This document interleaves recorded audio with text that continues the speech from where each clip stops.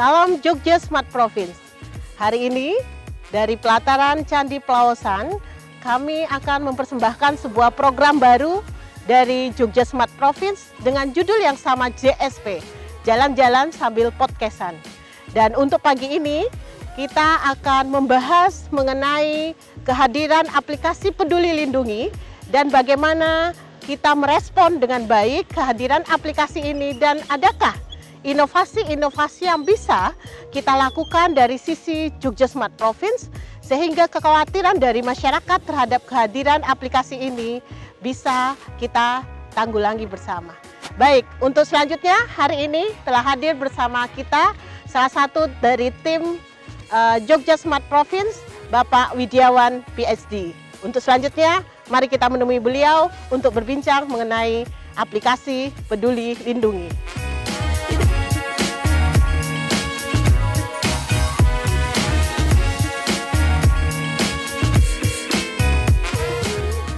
Pak Widi, akhirnya bertemu lagi Pak Widi. Terima kasih, Alhamdulillah sehat. Terima kasih sudah datang.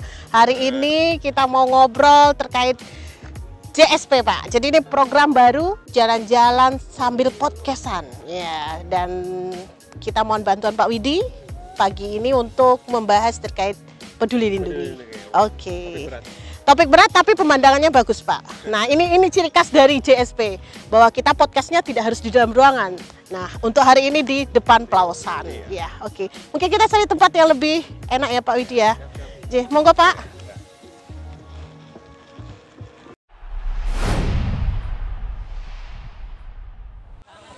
Salam Jogja istimewa.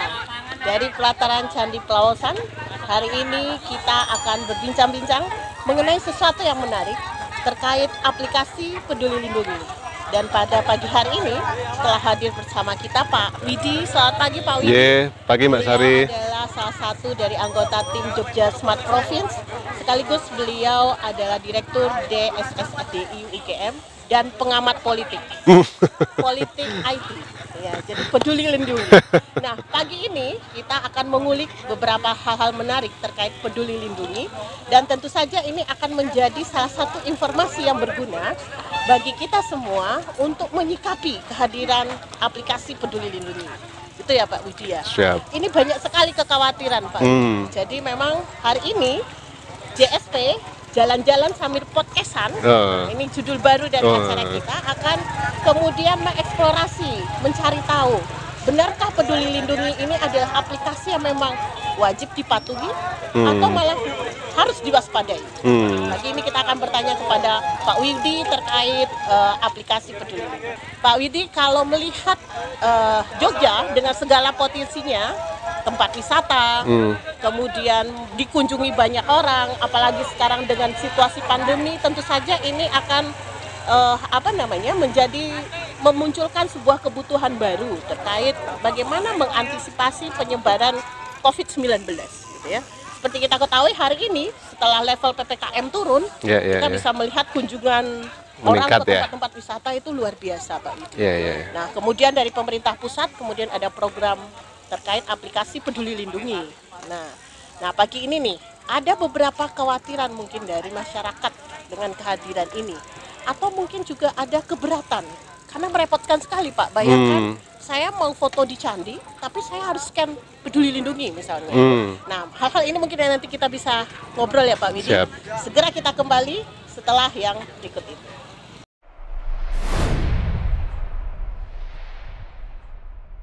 Ya, kembali di JSP di antara dua candi kembar di Plaosan, ya, Candi Utara dan Candi Selatan. Jadi kalau kita jalan-jalan ke Plaosan, kita akan menyaksikan pemandangan yang luar biasa di belakang kita. Dan ini merupakan salah satu dari program Smart Culture di Jogja Smart Province. Nah, di tengah-tengah candi kita akan mencoba mengulik beberapa hal terkait Peduli Lindungi. Pak Widi, sebenarnya aplikasi Peduli Lindungi itu sebenarnya apa sih Pak? Gitu. Nah, kita cerita dulu nih. Karena banyak yang masih belum tahu ini terkait Peduli Lindungi. Iya, makasih Mbak Sari. Aplikasi Peduli Lindungi itu apps ya. Apps itu artinya dia software perangkat lunak yang dipasang di mobile phone. di handphone, Mobile phone. ya, khususnya smartphone ya. Iya. Jadi smartphone itu artinya berbasis umumnya ya Android, atau iOS. iOS itu Apple smartphone. Peduli Lindungi itu tidak bisa diinstal di feature phone ya, yang hanya ya handphone murah itu nggak bisa karena yang handphone yang 4 digit gitu ya Pak ya? Iya, ya, 4 digit itu nggak bisa. Artinya butuh smartphone untuk dipasang, diinstal. Nah, fungsi utamanya kalau saya melihat, kebetulan saya sempat menginstal Peduli Lindungi ya. Fungsi utamanya itu memang aplikasi yang dirancang untuk membantu penanganan pandemi ya. Ada dua hal yang dilakukan aplikasi Peduli Lindungi. Yang pertama adalah apps yang menunjukkan sertifikat vaksin ya, sertifikat digital vaksin. Kemudian data kita diupdate di aplikasi tersebut. Kemudian itu bisa ditunjukkan lewat mengakses aplikasi. Ya, jadi ketika kita punya aplikasi Peduli Lindungi, terus kita login, kita bisa lihat sertifikat vaksin kita. Nah, sertifikat vaksin itu memang ada yang bentuknya kertas kalau kita vaksin, dan ada yang bentuknya digital yang bisa diakses di aplikasi Peduli Lindungi. Itu fungsi yang pertama. Terus fungsi yang kedua, jadi gini, ya pemerintah tuh punya keinginan untuk membatasi penyebaran COVID dengan cara membatasi atau minimal mengontrol kumpulan orang pada suatu tempat. Kerumunan seperti ini nih Pak? Ya, di candi, di mall, di kampus. Nah, di aplikasi Peduli Lindungi itu ada mekanisme namanya check-in. Jadi saya kalau pakai handphone ada Peduli Lindungi, terus saya scan QR code yang ada di tempat tersebut, terus saya check-in di tempat tersebut. Itu yang merefer kepada keterangan bahwa saya berada pada suatu tempat, nanti, pada suatu waktu. Si tempat itu nanti bisa tahu, oh sekarang ada sekian ribu orang, saya lagi di mall gitu kan. Oh lagi di mall ada 3.000 orang pada hari ini, nah gitu.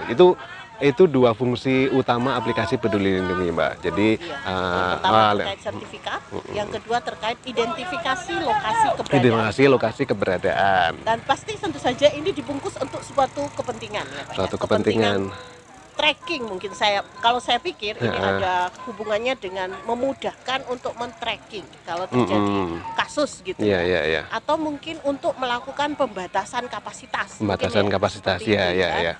Nah ini tujuannya, dan kemudian untuk memastikan bahwa orang-orang yang yang berinteraksi di tempat tersebut sudah divaksin. mendapatkan vaksin.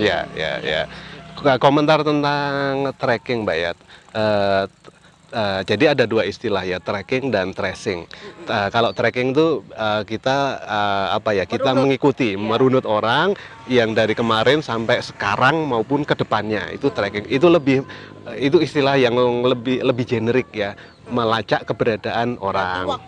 Waktunya panjang, baik yang kemarin, syukur-syukur bisa real time. Nah, kalau dalam konteks pandemi yang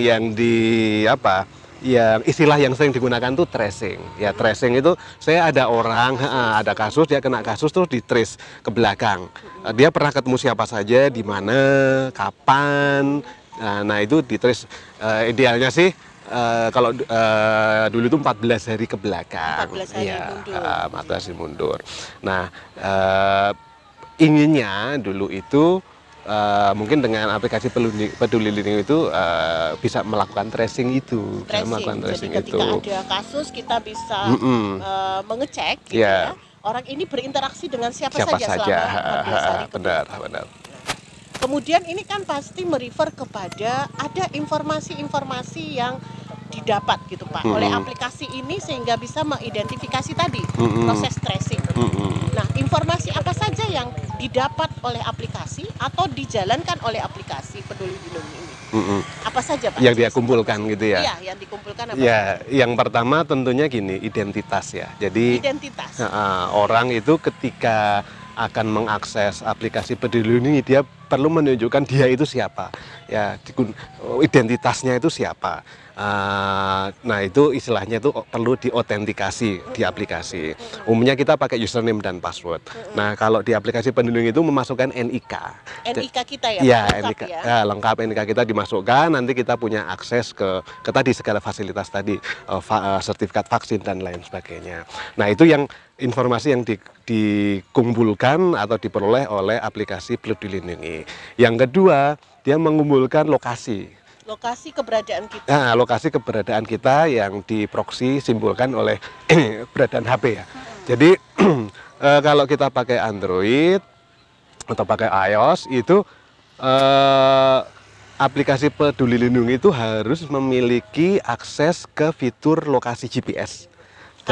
Harus diaktifkan. Kalau nggak diaktifkan aplikasinya nggak jalan. Aplikasinya nggak jalan. Jadi dua utama itu. Nah, tapi juga banyak yang lain ya. Ketika kita memasukkan NIK, kita juga ada nama, ada tanggal lahir dan lain sebagainya. Karena di balik NIK itu sendiri kan sebenarnya ada informasi, Pak. Iya. Ada mungkin NIK ini merefer pada alamat, ya. Pada pekerjaan ya. Ibaratnya kalau kita di KTP itu kan ada ya, ada alamat lengkap, ada pekerjaan kita, jenis kelamin, ada foto, ada tanggal lahir, bahkan ada biometrik. Oke. Iya, seperti ini namanya sidik jari ya. Iya, berarti di balik NIK itu sebenarnya banyak sekali informasi. Banyak sekali.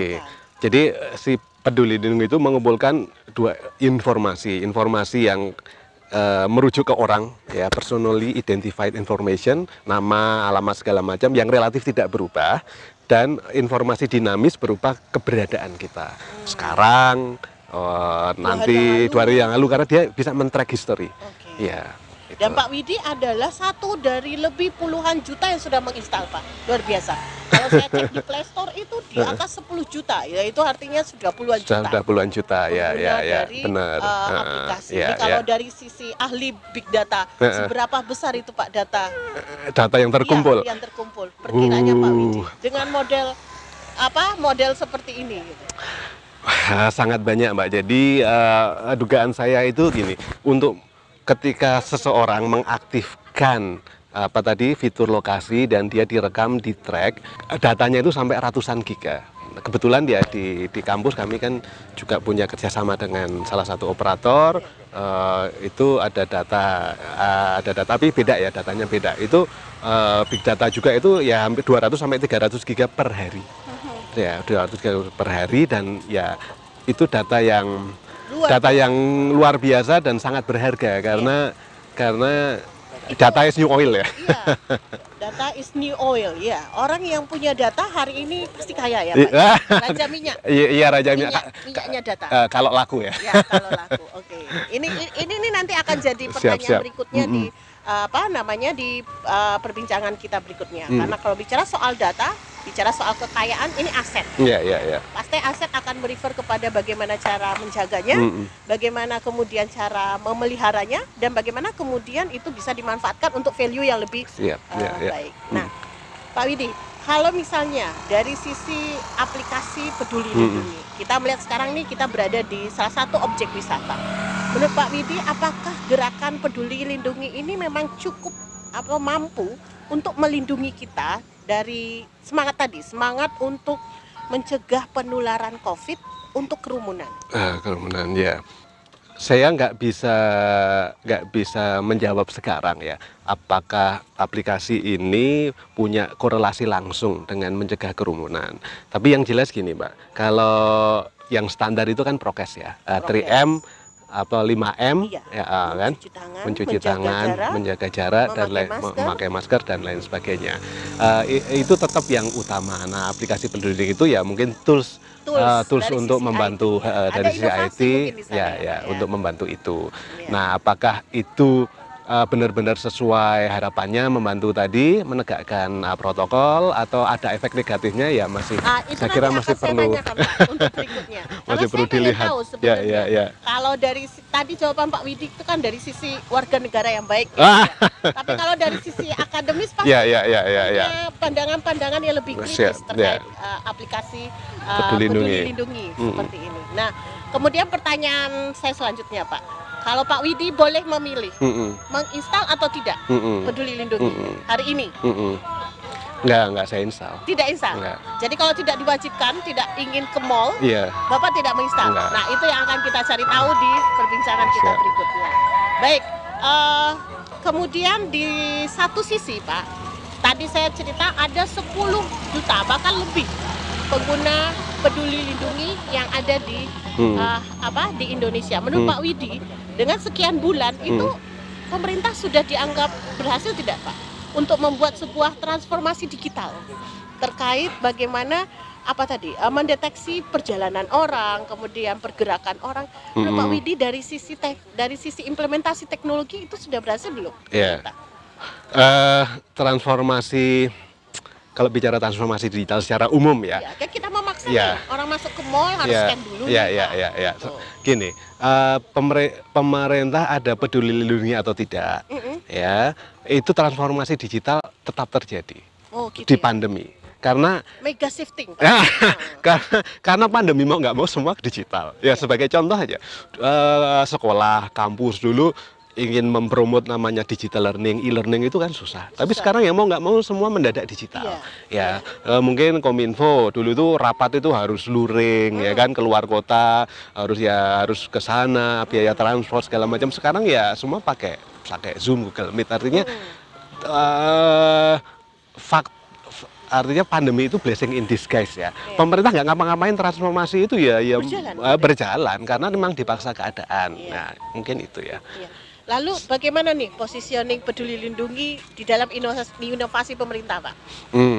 Sekarang kita mengenal ada kerangka SPBE, ada Smart City, ada Smart Province. Nah, ini ada aplikasi Peduli Lindungi. Ini bisa mendapat satu tempat yang perlu kita apresiasi gitu ya. Terkait ada nih inisiatif dari pemerintah untuk mengembangkan sebuah inovasi tadi tracing dan tracking gitu dari masyarakatnya.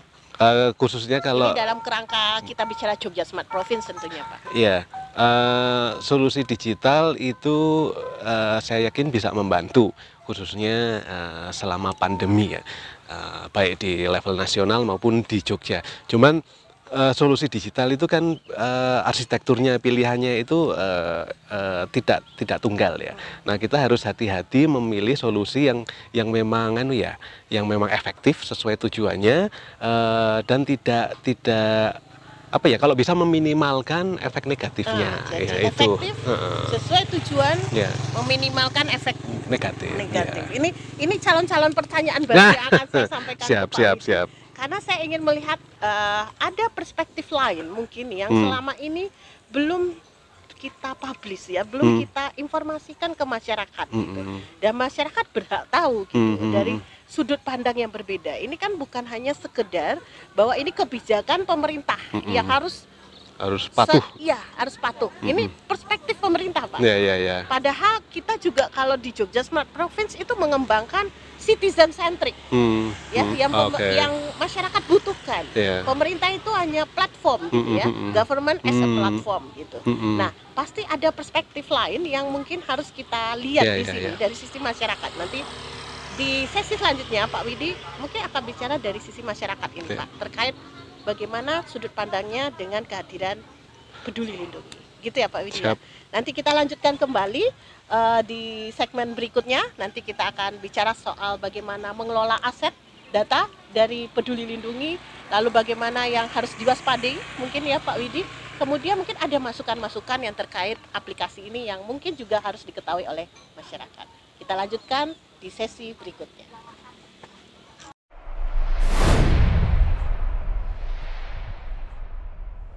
Jalan-jalan sambil podcastan. Pak Widi bisa ngomong? Jalan-jalan sambil podcastan. Nah, beliau ini adalah salah satu tim Jogja Smart Province. Jadi Jogja Smart Province JSP. Kalau hari ini kita jalan-jalan sambil podcastan. Tetap JSP, Pak. Bukan Jogja Sekali Serasa JSP, Padang. Tetap JSP. Oke, baik Pak Widi, kita lanjutkan. Tadi ada keyword-keyword yang cukup menggelitik saya untuk tahu bagaimana kemudian perspektif dari penggunaan Peduli Lindungi itu dari sisi pengguna, Pak, dari sisi citizen masyarakat. Anggaplah sekarang Pak Widi mewakili masyarakat DI. Nah, sebagai akademisi, adakah catatan-catatan Pak Widi terkait aplikasi Peduli Lindungi? Iya. Nah, ini dari sisi akademisi dulu, Pak. Akademisi yang pertama, Mbak, tadi bahwa aplikasi Peduli Lindungi itu bisa diinstal atau hanya bisa diinstal di smartphone. Oke. Smartphone itu Yang Android. Pertama, artinya di sini ada concern bahwa ada pengharusan sebuah aplikasi itu harus berjalan di Smartphone. Pertanyaan berikutnya, apakah semua pakai smartphone? Yes, jadi pertanyaannya kalau itu diwajibkan seluruh Indonesia, pertanyaannya berapa banyak dari populasi penduduk Indonesia itu yang punya smartphone? Tapi menurut survei nih Pak, menurut survei yang saya baca itu, penduduk Indonesia kan sekitar 200 sekian juta ya. Tapi smartphone yang beredar itu 300-an juta loh Pak. Bukan, itu Mbak. Jadi itu nomor yang beredar. Oh, oke. Jadi memang benar, nomor yang beredar di Indonesia itu lebih besar dari jumlah penduduknya.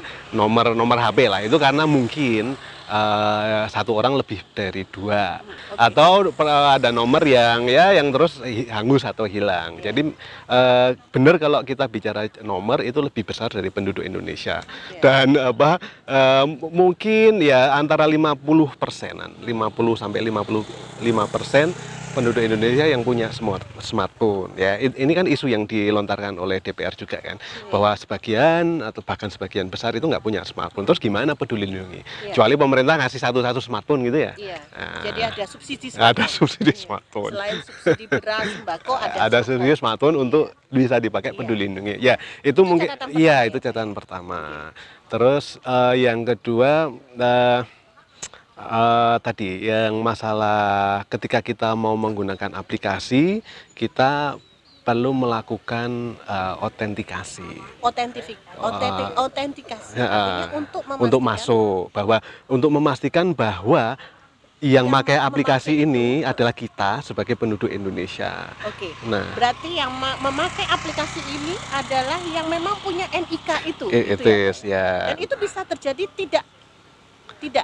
tidak orang yang bisa. Ini yang terjadi dengan ketika kemarin Pak Presiden itu sertifikat vaksinnya itu bocor, itu kan karena orang tahu NK Pak Presiden. Ketika dulu ya kayaknya ketika mau nyalon presiden kan, terus NIK-nya dipublish atau web KPU ada. Web KPU juga bocor dulu. Nah, artinya saya atau Mbak Sari bisa menggunakan NIK siapapun dan bisa login dan terus mendapatkan sertifikat vaksin. Saya punya KTP-nya Bapak kayaknya. Ya benar. Untuk SPJ keuangan Pak. Karena semua pasti basisnya KTP. Iya, jadi masalah identitas digital itu masih PR besar di Indonesia. Kita selama ini menggunakan NIK. Nah, namanya identitas digital itu kan harusnya secure ya, secure dan secret. Itu artinya tidak bisa terbaca. Orang lain nggak boleh tahu, confident. Kayak Mbak Sari login lah pakai username password kan nggak membagi-bagi username password toh. Tidak. Nah, harusnya kalau username dan password itu adalah identitas digital di Indonesia itu ya harus ada identitas digital yang bisa digunakan orang atau penduduk itu untuk login untuk menggunakan layanan digital apa saja dari institusi apa saja. Nah, itu syarat ya, saya kira syarat ya. Identitas digital itu syarat.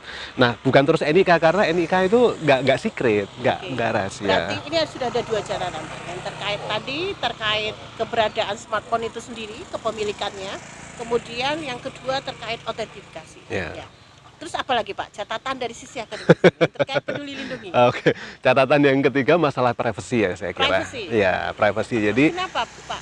Privacy itu mengganggu privacy? Iya. Jadi Pak Widi merasakan? Privacy itu kan hak untuk right to be left alone. Jadi saya tuh right to be left alone. Ini istilah yang bagus.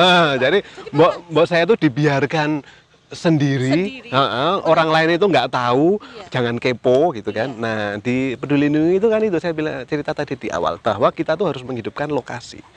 Lokasi, kalau lokasinya nggak hidup, terus nggak bisa masuk, Iya. dan itu terus dilacak kemana-mana, dilacak Artinya kalau saya kemana-mana. pindah satu tempat, Iya, saya ketahuan ya Pak? ketahuan dong. Berarti Pamit. kalau saya Hmm. masuk restoran berapa kali sehari ketahuan? Ketahuan, ya, ya. Itu ada, jadi privacy itu ada dua, gini ya. Privacy itu agak kompleks karena privacy itu kan melibatkan pribadi. Iya. Nah, di sisi lain, ketika kita sebagai pribadi itu kalau dalam hal privacy ya, itu berurusan dengan pertama negara atau pemerintah, terus yang kedua berurusan dengan corporate atau swasta. Dan yang ketiga ada Pak, Apa?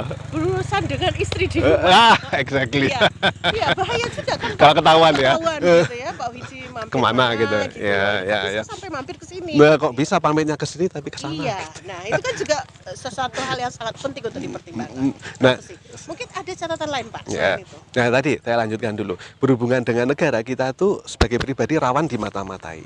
Tadi peduli lindungi. Negara kan tahu nih saya kemana-mana, kemana saja. Kalau Iya, dari sisi aktivitas swasta, kita apa, gitu. dari swasta itu rawan dimonetize. Monetize. Monetize. Oke. Mungkin bisa cerita sedikit. Kita kasih, kalau kita ya mirip Google ya. Google itu melacak posisi kita juga. Tapi bedanya Google bisa dimatikan ya. Oh, kita ada hak untuk memilih mematikan. Yes, Oke. which is nggak ada di Peduli Lindungi. Nah, saya Google, kita ke restoran. Nanti kita malamnya web gitu, Iya. tiba-tiba dapat rekomendasi Rekomendasi restoran. tempat makan yang enak, gitu ya. Karena kita sudah mampir di restoran. Iya, iya. Saya itu pribadi merasa dimata-matai dan nggak nyaman toh. Kok kepo banget negara gitu kan. Meskipun di kanan kiri kita sudah Ada roket patit. Iya. Tapi jangan jangan meniru. Bukan jadi justifikasi begitu Iya. ya, Pak, ya, seperti malaikat baru gitu ya, Pak. Ya? Oke. Gitu. Itu tentang apa? Privacy ya. Tentang privacy sih ya. Terus gini, tapi ini saran aja ya. Tadi balik lagi ke fungsi ya. Fungsinya itu kan untuk check in Nah, itu. dan untuk vaksin. Iya. Eh, Memastikan orang yang vaksin masuk ke tempat keramaian Iya, iya, itu iya. sudah vaksin gitu Iya, ya, Pak saya ya. vaksin. Cuman mengaksesnya lewat sini, lewat handphone. Tuh, padahal datanya itu nggak di sini. Datanya itu ada di servernya. Ada di sana, di cloud. Peduli Nah, Lindungi, jadi ya. ini tuh hanya alat untuk mengakses, dan mengaksesnya tuh dibebankan kepada individu. Padahal kan nggak harus seperti itu. Berarti kita dianggap harus men-trigger sesuatu Yes. untuk membangkitkan sebuah data. Kan Sebuah gitu ya, data. Pak? Dan data itu ada di tempat yang lain. Padahal bisa arsitekturnya itu bisa berubah. Berubah. Nah, ini kalau dari sisi akademis sebenarnya jalan seperti itu. Jadi ada data di tempat lain, kita men-trigger mengakses di sini untuk mendapatkan akses ya, untuk mendapatkan justifikasi kita boleh masuk.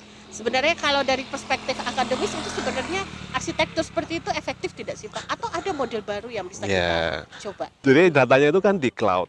Datanya itu di cloud. Terus intinya itu kan bagaimana data itu bisa diakses ya.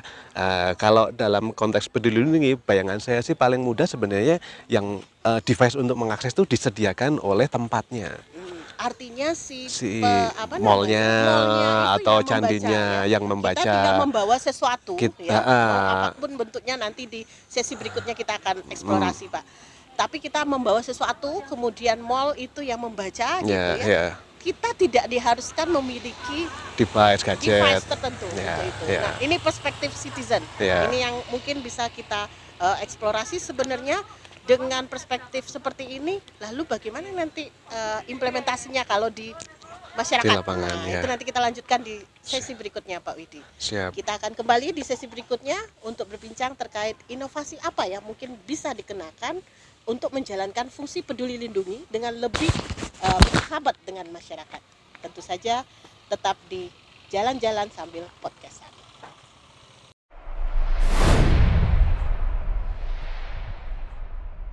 Masih dari pelataran Candi Pelausan, kita masih berbincang-bincang dengan Pak Widi terkait bagaimana kita menyikapi kehadiran aplikasi dari Peduli Lindungi.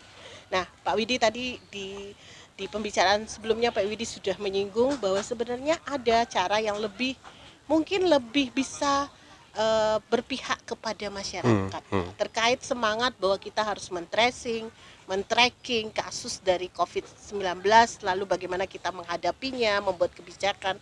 Nah, kira-kira bagaimana Pak caranya untuk membuat sebuah model kerja baru dan itu eh, tidak menyulitkan masyarakat, tidak harus punya handphone misalnya, atau atau apa gitu. Karena dalam bayangan saya begini Pak, saya kan punya KTP ya. Seingat saya dulu waktu bikin KTP itu sebenarnya KTP itu sudah merekam biometrik ya. Biometrik kita sidik jari dan retina kalau saya nggak salah Pak, foto gitu. Nah, apakah seperti itu tuh sebenarnya bisa jadi salah satu alternatif solusi atau bagaimana Pak? Dan apakah itu mungkin gitu? Ya, jadi kalau mau perbaikan, saya kira yang pertama adalah melindungi privasi tadi Mbak, pelindungan privasi. Harus kembali ke tujuan awal dari Peduli Lindungi itu supaya apa sih esensinya gitu, Pak? Jadi kalau tadi lokasi harus dihidupkan, itu kan tadi saya bilang ini ya privasi saya merasa terlanggar, itu menurut saya sih nggak perlu ya. Jadi tracking posisi sampai histori terus menerus itu saya kira nggak perlu direkam. Itu dan dalam kenyataannya tracing di Indonesia nggak melakukan itu kok. Nggak melakukan itu, terus menggunakan teknologi positioning. Karena hari ini misalnya ada case itu sebenarnya tracingnya nggak melihat sistem ya Pak ya? Enggak, jadi ditanya keluargamu ketemu siapa 3 hari yang lalu ya. Dan itu kan mensyaratkan, kalau mau pakai sistem itu mensyaratkan sebagian besar itu punya sebagian besar penduduk di Indonesia itu bisa di tracking, which is juga impossible ya. Nah, jadi pertama kalau mau perbaikan dan melindungi privasi, saya kira fitur lokasi itu dihilangkan sajalah. Gitu. Jadi concern pertama Pak Widi adalah terkait keharusan mengakses fitur lokasi Itu bukan sebuah pilihan alternatif yang bagus. Benar, ya? Bukan pilihan yang bagus saya kira, karena kan privasi warga negara perlu dilindungi, itu pertama. Terus yang kedua, tadi bicara tentang Mbak Sari nyinggung tentang KTP segala macam, ini tentang arsitektur ya. Bagaimana cara supaya tujuan Peduli Lindungi yaitu tadi check-in untuk mengetahui kerumunan dan menunjukkan bahwa orangnya itu sudah tersertifikasi vaksin, maksudnya itu tercapai. Nah sekarang kan lewat apps nih. Nah kenapa nggak dibalik bahwa yang aplikasinya itu ada di tempatnya tadi, ada di tempatnya, mall tadi ya, mall pasang reader lah. Karena gini, datanya itu sudah ada di cloud. Ya, datanya di pihak sana. Datanya sudah ada. Terus yang perlu disediakan adalah ini tadi, di mall itu ada apps Peduli Lindungi ya. Terus pengunjung itu tinggal login saja di apps itu. Saya login pakai mekanisme apapun ya, login terus ditunjukkan bahwa si A, Mbak Sari contohnya login itu, Mbak Sari udah punya sertifikat vaksin. Mbak Sari sekarang di check in kan di situ. Itu kan memungkinkan karena datanya itu sebenarnya ada di cloud, ada di Kominfo. Nah, tinggal dalam tanda kutip bagaimana mekanisme autentikasi tadi men-check-in-kan. Nah, idealnya saya bilang tadi kita tuh punya identitas digital. Ya, identitas digital. Di Indonesia itu ada identitas digital. Itu sama gitu ya. dengan IKTP tidak sih Pak? Yes or no, IKTP itu karena berbasis NIK ya, NIK itu sudah terlanjur nggak secret dan angkanya itu kan gabungan dari tanggal lahir segala macam. Jadi saya kalau browsing aja tuh langsung kelihatan dan kalau kita ke Google itu sudah terlalu sangat banyak itu yang upload KTP, terus data KTP dengan selfie itu juga diperjualbelikan. Jadi nggak sebagai identitas itu nggak secret ya. Jadi identitas digital di Indonesia itu saya kira itu urgent karena itu yang memudahkan citizen untuk digital identity. Nah ini hal yang menarik Pak. Mungkinkah selama ini kita itu belum berpikir atau kita tuh masih berpikir IKTP itulah identitas digital sebenarnya? Apakah prinsip IKTP itu sudah memenuhi standar identitas digital atau ada yang perlu ditambahkan atau ada bentuk lain? Karena sekarang kita belum punya identitas digital, IKTP itu bisa digunakan. Itu kan elektronik, artinya dalam KTP itu sudah ada chipnya dan sudah ada readernya atau reader Iya. iktp. Nah, balik ke Peduli Lindungi. Tadi mallnya atau tempat-tempat kita check-in itu punya reader, terus Reader iktp-nya iktp, di-tap, iya, gitu kan, di-tap di-tap. Berarti kan, oh bahwa Mbak Sari check-in di situ, nanti tinggal baca data di cloud. Iya. Oke, ini sudah certified vaksin, beres Iya. kan. Iya. Nah, dan itu mempermudah Masyarakat user, tidak nggak harus perlu masukkan NIK, nggak Tidak perlu pakai kemudian handphone. ada direkam Yes, apa tadi, yes. history Ya, ya, perjalanan dan ya, sebagainya gitu ya, ya, Pak. benar. Nah, ini ide inovasi yang menarik, Pak.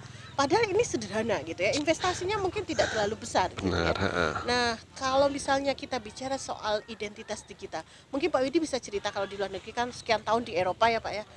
Di Eropa itu seperti apa sih, Pak, identitas digital gitu? Siapa tahu nanti JSP itu bisa menjadi salah satu apa namanya, pintu ya untuk kemudian konsep-konsep identitas digital itu bisa mulai kita terapkan di Jogja yang istimewa ini, Pak.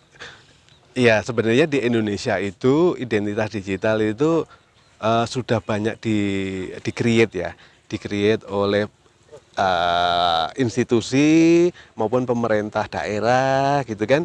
Artinya bukan hal yang baru ya. Protokol teknologinya juga sudah ada itu.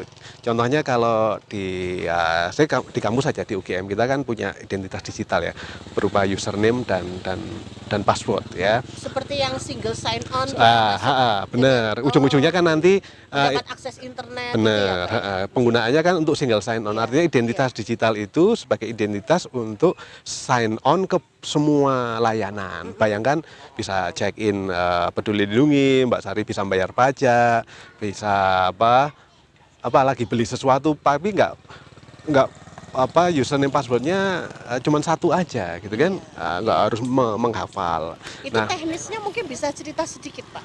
Identitas digital berarti ini kita punya KTP ya. Terus apa sesuatu harus di-generate gitu ya untuk kemudian berkolerasi dengan NIK kita ini atau bagaimana, Pak, teknisnya? Ya, identitas digital itu intinya sesuatu yang unik ya, yang unik yang untuk merepresentasikan seseorang. Nah, yang unik itu bisa macam-macam ya. Mungkin yang paling mudah numbers ya, tapi numbersnya itu harus secret. Jadi gini, yang secret itu contohnya kayak PIN. Itu satu nomor ya. Kalau kita ke ATM itu kan ada PIN. PIN itu satu. Untuk satu kartu ATM. Untuk satu kartu ATM. Itu mungkin belum cukup aman ya kalau bicara keamanan, sehingga ada namanya username password. Ada username dan password. Idealnya username dan passwordnya itu dua-duanya secret. Nah, itu bisa menjadi identitas digital. Kalau pengen semakin aman ya berarti ada lebih dari dua gitu kan. Jadi itu kan security berupa something we know. Oke. Jadi identitas digital dalam bentuk tadi PIN, username, password itu something we know, sesuatu yang kita tahu, yang harusnya rahasia. Nah, itu cara pertama. Tapi juga bisa ditambahi yang lain. Kalau pengen lebih aman ya, something we have, atau something we are. Something we have itu kita punya sesuatu. Kita PIN tadi itu hanya bisa jalan kalau kita membawa kartu ATM. Oke. Ada alat untuk memilih. Jadi kita kan punya kartu ATM. Jadi kartu ATM dengan PIN itu udah ada two factors ya. Terus ada lagi yang namanya something we have. Something we are, diri kita sendiri. Ya kayak ini. Ini apa namanya? Sidik jari atau iris. Nah, itu Pak, potensi-potensi identitas digital. Nah, nanti ya dieksplor, bisa mau dieksplor. Dan itulah yang kemudian bisa menjadi salah satu alternatif mungkin ya, Pak. Terkait memang sekarang kemudian kondisinya Peduli Lindungi itu banyak catatan dari sisi kekhawatiran secara keamanan. Ya.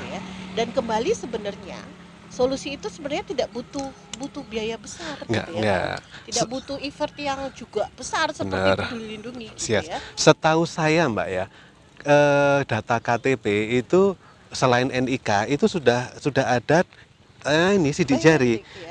Biometrik sudah ada sidik jari, dan seingat saya dulu itu iris saya itu juga difoto.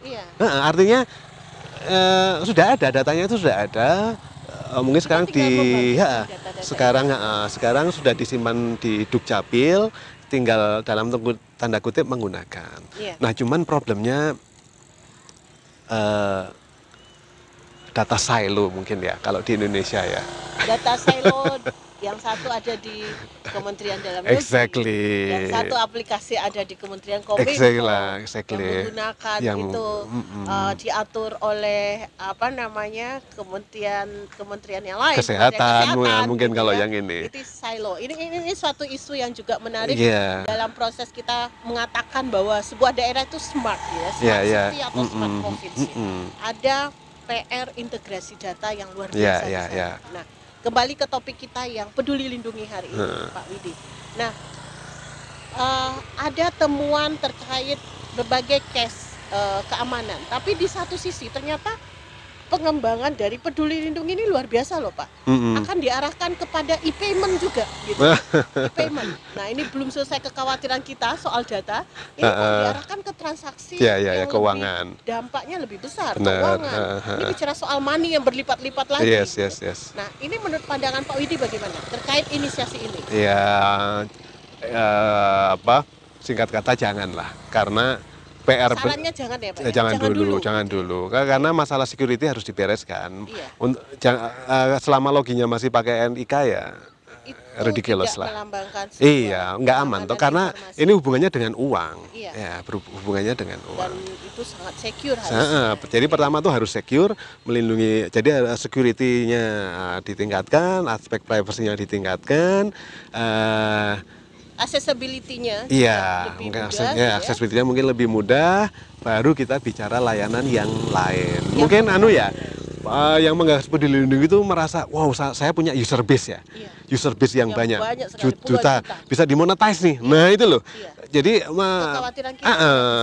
jadi ketika itu kan artinya orientasinya sudah bergeser.